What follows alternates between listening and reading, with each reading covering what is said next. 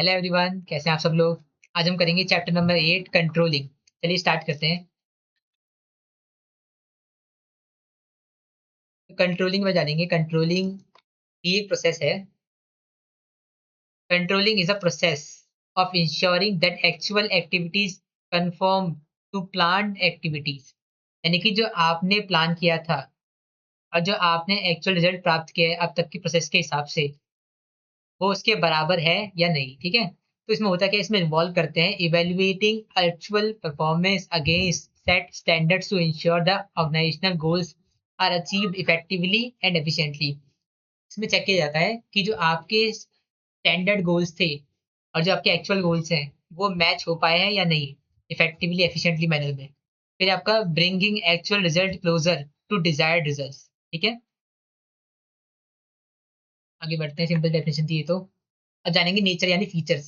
तो पहला फीचर क्या है, गोल ओरिएंटेड फंक्शन। तो कंट्रोलिंग भी क्या है, प्लानिंग की तरह गोल ओरिएंटेड फंक्शन है। ठीक है।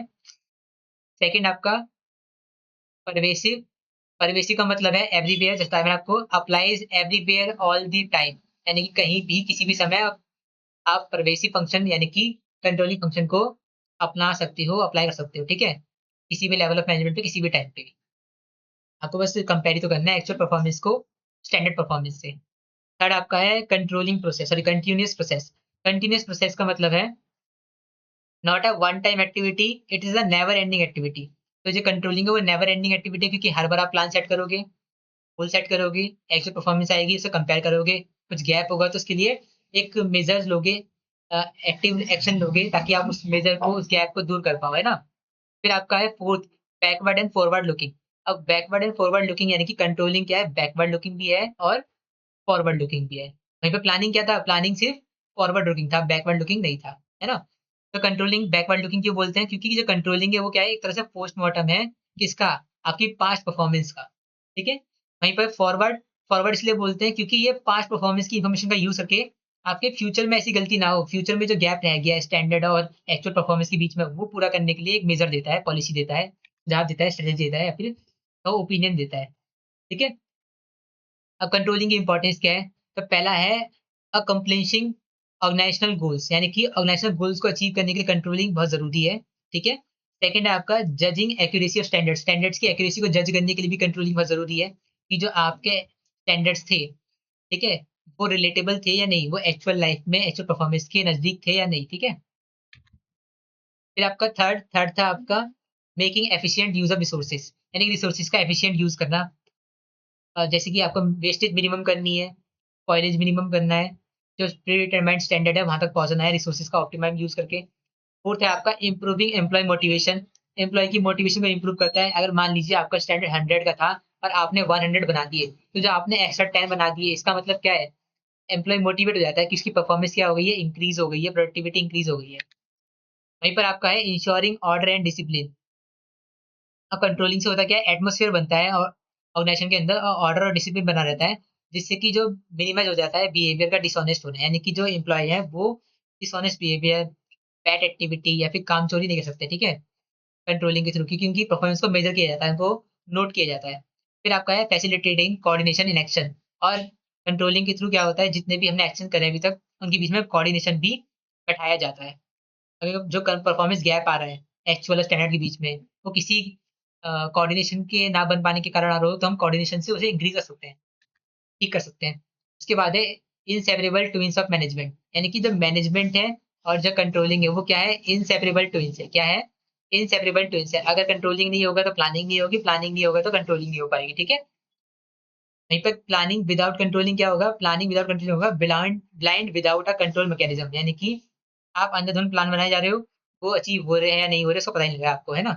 वहीं पे आपको कंट्रोलिंग क्या है, कंट्रोलिंग विदाउट प्लानिंग होगा ब्लाइंड कंट्रोल इज इम्पॉसिबल, यानी कि कोई प्लान ही नहीं है तो आप मेजरमेंट किससे करोगे, कंपैरिजन किससे करोगे एक्चुअल परफॉर्मेंस का, जब स्टैंडर्ड परफॉर्मेंस ही नहीं है, प्रीडिटरमाइंड गोल ही नहीं है, स्टैंडर्ड ही नहीं है, टारगेट ही नहीं है।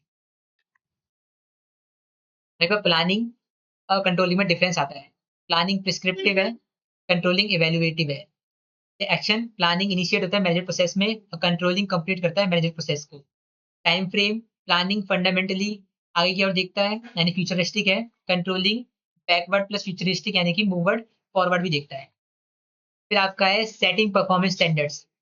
सेटिंग परफॉर्मेंस स्टैंडर्ड्स, यानी कि जो आपके स्टैंडर्ड्स हैं, यानी कि जो आपका टारगेट है वो आपके बेंचमार्क बन जाता है। क्या बन जाता है? बेंचमार्क बन जाता है, टारगेट बन जाता है कि इस टारगेट तक आपको अपनी परफॉर्मेंस, आपको आउटपुट प्रोड्यूस करना ही है, ठीक है? वहीं पर आपकी जो ये परफॉर्मेंस स्टैंडर्ड्स है ना, ये क्वांटिटेटिव या क्वालिटेटिव दोनों हो सकते हैं। तो क्वांटिटेटिव यानी कि जिसको आप नंबर्स में काउंट कर पाओ, 1000 यूनिट्स, 10% कॉस्ट रिडक्शन। क्वालिटेटिव यानी कि इंटेंजिबल, जो कि आप नंबर में काउंट ना कर पाओ, लेकिन सेटिस्फेक्शन लेवल पर और एनहांसिंग एम्प्लॉय मोरल पर और इंप्रूविंग कस्टमर सेटिस्फेक्शन पर आप मेजरमेंट कर पाओगे। फिर आपका आ गया कंट्रोलिंग प्रोसेस। तो कंट्रोलिंग प्रोसेस में आपके स्टेप, अच्छा, ये जो आपका कंट्रोलिंग प्रोसेस था उसका ये पहला स्टेप था। आपकी जो परफॉर्मेंस सेट कर रहे हो उसका पहला स्टेप क्या है? परफॉर्मेंस सेट करना, ये तो क्वालिटेटिव में हो या क्वांटिटेटिव में हो। सेकंड स्टेप है मेजरमेंट ऑफ एक्चुअल परफॉर्मेंस, कि आपने एक्चुअल में कितना परफॉर्मेंस किया, ये आपका सेकंड स्टेप है। थर्ड है आपका comparison of actual performance with standard, जो आपने पहले स्टैंडर्ड सेट किया था और जो आपकी एक्चुअल परफॉर्मेंस आई है उनके बीच में क्या करना? कंपैरिजन करना। अगर कोई डेविएशन है, डेविएशन यानी कोई गैप है बीच में उनके, ठीक है, तो उसके पीछे का रीजन फाइंड करना। फिर आपका है क्रिटिकल पॉइंट कंट्रोल, सीपीसी। अब अच्छी इंपॉर्टेंट है, फुल फॉर्म याद कर लो, क्रिटिकल पॉइंट कंट्रोल, सीपीसी। तो इसका मतलब है neither economical nor easy to keep a check on every activity, हर एक एक्टिविटी पर आप लोग हमेशा नजर नहीं सकते, इसलिए हम क्या करते हैं? सीपीसी अपनाते हैं। सीपीसी मेथड है डेविएशन को देखने का, है ना, और उसमें एक्शन लेने का, किस पे एक्शन लेना चाहिए, नहीं लेना चाहिए, ठीक है। तो इसमें बनते हैं की रिजल्ट एरिया, क्या बनते हैं? KRAS, की रिजल्ट एरिया, जहां पर क्या होता है? Critical to success organization. मान लीजिए अगर आपका पोस्टेज एक्सपेंस, अगर आपका पोस्टेज एक्सपेंस 5% से बढ़ गया, तो ये कोई क्रिटिकल एक्सपेंस नहीं बढ़ा है आपका, इसमें कोई दिक्कत नहीं है, इससे कॉस्ट में कोई ज़्यादा इफेक्ट नहीं पड़ेगा, ठीक है। लेकिन वहीं पे मैं बोलता हूँ आपका कि आपके रॉ मटेरियल की वैल्यू 5% क्या होगी? बढ़ गई, तो इससे आपकी बिजनेस के प्रॉफिट पे, बिजनेस की एक्टिविटी पे क्या करेगा? ज़्यादा इम्पैक्ट पड़ेगा, क्योंकि रॉ मटेरियल तो 5% महंगा हो गया, यानी कि कॉस्ट में भी 5% का इंक्रीमेंट आएगा, जिससे आपकी ओवरऑल एक्टिविटी पे क्या पड़ेगा? इफेक्ट पड़ेगा। तो इसलिए आपको एक्शन कौन-सा लेना है, कहाँ पर लेना है? आपको यहाँ पर कोई एक्शन नहीं लेना, इसे आप इग्नोर कर सकते हो।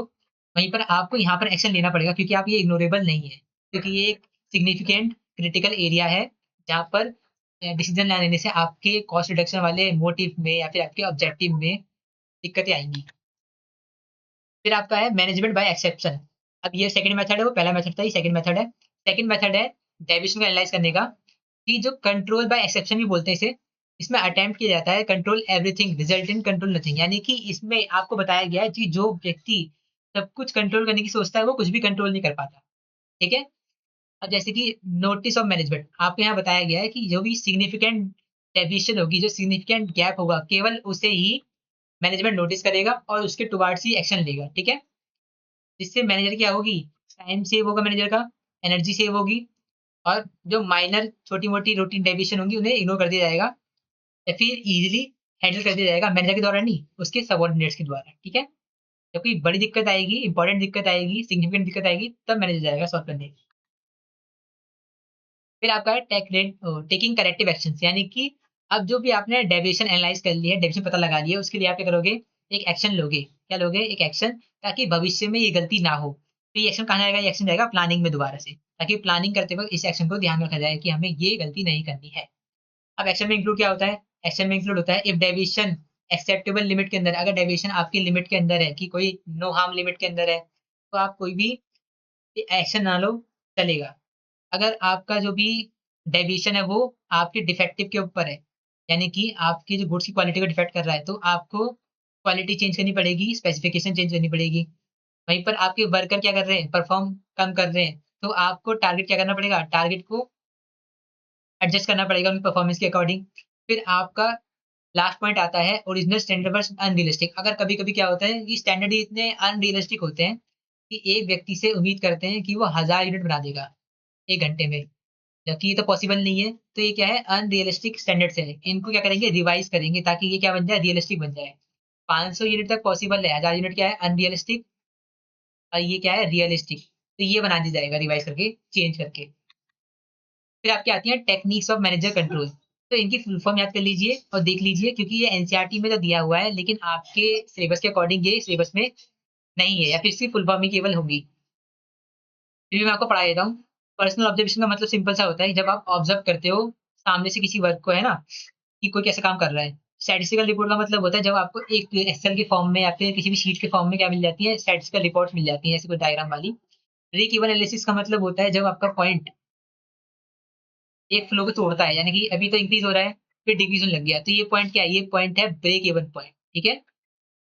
वहीं पर आपका है बजटरी कंट्रोल। बजटरी कंट्रोल का मतलब है जब आपका जो भी एस्टिमेटेड एक्सपेंस है वो बढ़ रहा है, घट रहा हो, या फिर आपकी जो एस्टिमेटेड रेवेन्यू है वो बढ़ रही है, घट रही हो, उस पर नजर रखने को बोलते हैं, कंट्रोल करने को बोलते हैं बजटरी कंट्रोल। उसके बाद आता है आपका आरओआई। आरओआई का मतलब जो आपने इन्वेस्ट किया है उसके ऊपर आपको कितना रिटर्न मिल रहा है, वो है आपका आरओआई। मान लीजिए आपने इन्वेस्टमेंट करा है 10% पे, आपको रिटर्न मिल रहा है 12% पे, ठीक है, तो 2% क्या है आपका आरओआई है, रिटर्न, ठीक है। मेन प्रॉफिट कितने का हो रहा है, आपको 2% का हो रहा है। वहीं पर आपका रेशियो एनालिसिस आता है, जो आपने अकाउंटिंग में रेशियो पढ़े हैं वो यहाँ पर रेशियो एनालिसिस बताया गया है। फिर आपका है रिस्पॉन्सिबिलिटी अकाउंटिंग और मैनेजमेंट ऑडिट। ये दो हायर स्टडीज में आप लोग पढ़ेंगे। फिर आपका पर्ट है, पर्ट सीपीएम है, ठीक है। इन दो की फुल फॉर्म याद कर लीजिएगा आप लोग। फिर आपका है एमआईएस, मैनेजमेंट इंफॉर्मेशन सिस्टम। ये एक कंप्यूटर सॉफ्टवेयर होता है जिसमें आपकी डाटा इंफॉर्मेशन होती है, एचआर, ह्यूमन रिसोर्सेज की, ठीक है, not finance, related to the human resources. इसके साथ आपको चैप्टर कंप्लीट हो गया है। अब हम मिलेंगे नेक्स्ट वीडियो में। Bye bye.